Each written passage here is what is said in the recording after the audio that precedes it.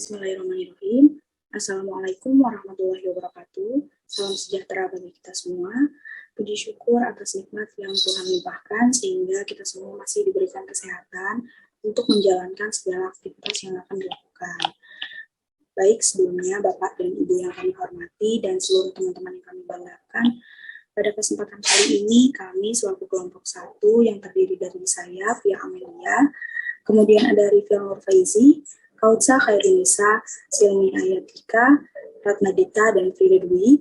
Kami ingin berterima kasih atas kesempatan yang telah diberikan kepada kelompok kami untuk mempresentasikan hasil review artikel atau jurnal penelitian dalam bidang bimbingan dan konseling atau psikologi dengan pendekatan kuantitatif dan menggunakan metode penelitian korelasional. Baik, langsung saja kepada pembahasan isi artikel.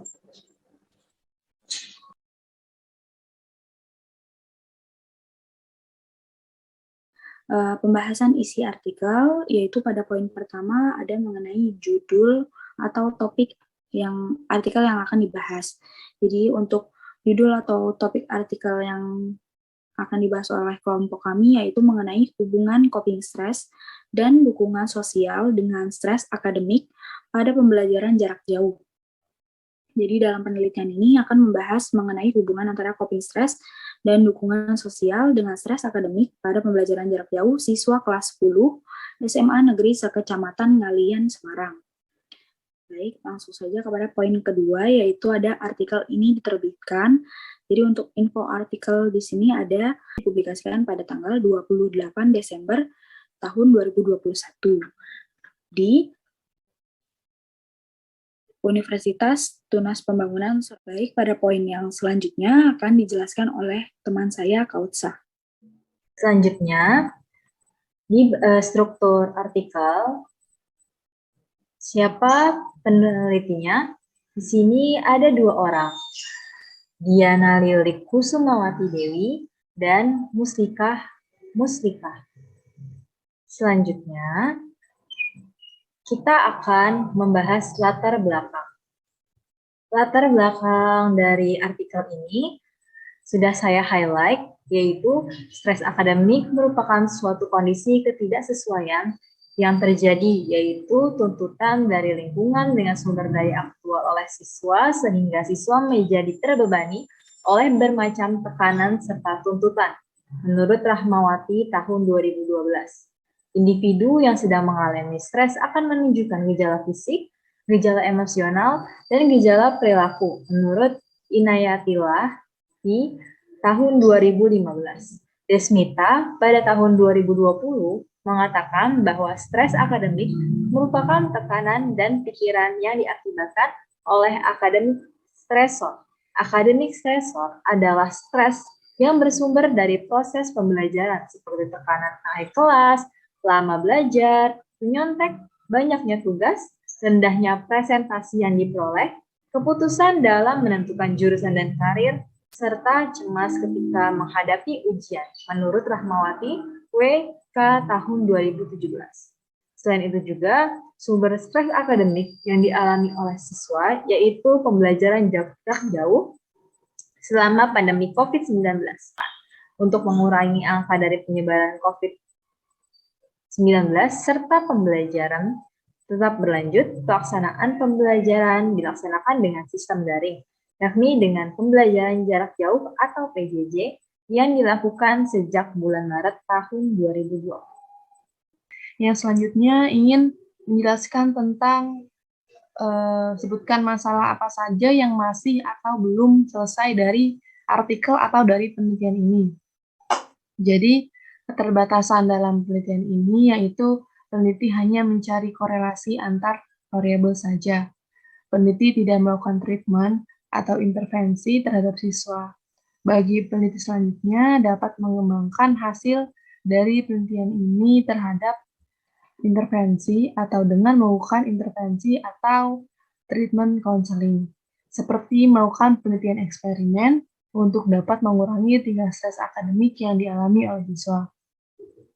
Dan selanjutnya, kelima judul yang berkaitan dengan artikel atau penelitian yang kami pilih Yang pertama, ada hubungan strategi coping dengan stres pada mahasiswa yang mengerjakan skripsi, ada hubungan stres dan strategi coping bagi mahasiswa di masa pandemi, ada hubungan antara dukungan sosial dengan stres pada mahasiswa yang menyusun skripsi, ada hubungan dukungan sosial dengan stres saat pembelajaran daring, dan hubungan dukungan keluarga dengan tingkat stres mahasiswa yang mengikuti pembelajaran daring.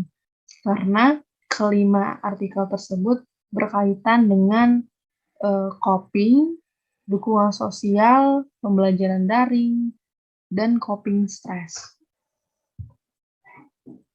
Akan menjelaskan bagian sisi menarik dan keterbaharuan pada artikel ini. Sebelumnya saya share screen terlebih dahulu. Nah, sisi menarik menurut saya pada artikel ini adalah bagian strateginya, yang mana salah satu strategi ini untuk mengurangi respon stres. Mengurangi respon stresnya ini adalah melalui coping stres.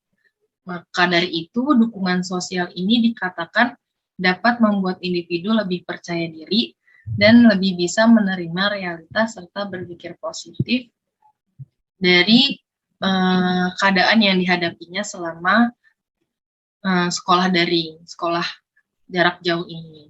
Nah, dari sisi inilah peneliti tertarik untuk meneliti mengenai hubungan antara coping stres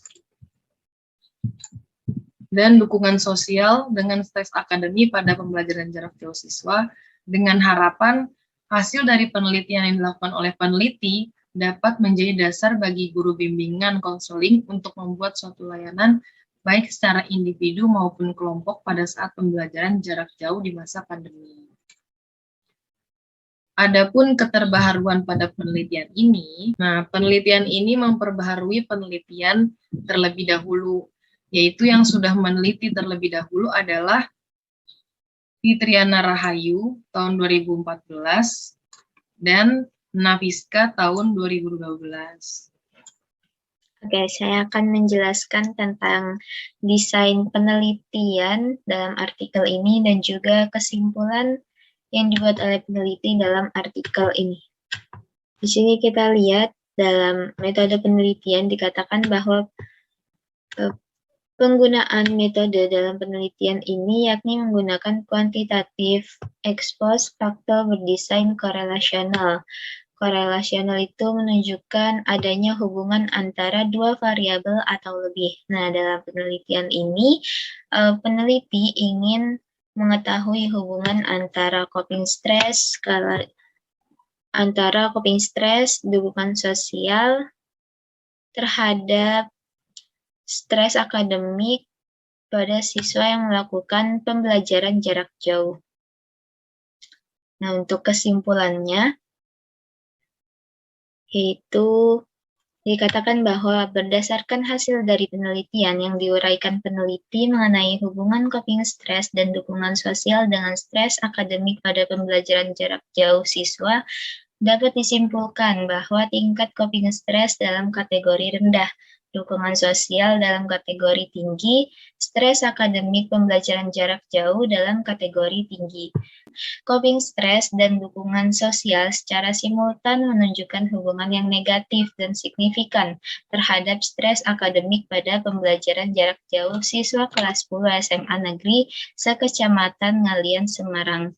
Ini dapat dikatakan bahwa adanya hubungan negatif dan signifikan antara coping stres dan dukungan sosial dengan stres akademik pada pembelajaran jarak jauh secara bersama-sama, berarti semakin tinggi tingkat coping stres dan dukungan sosial siswa secara bersama-sama, maka stres akademik akan semakin rendah. Begitupun sedikit membahas mengenai poin masalah yang ingin dijawab oleh peneliti pada jurnal yang kelompok kami review.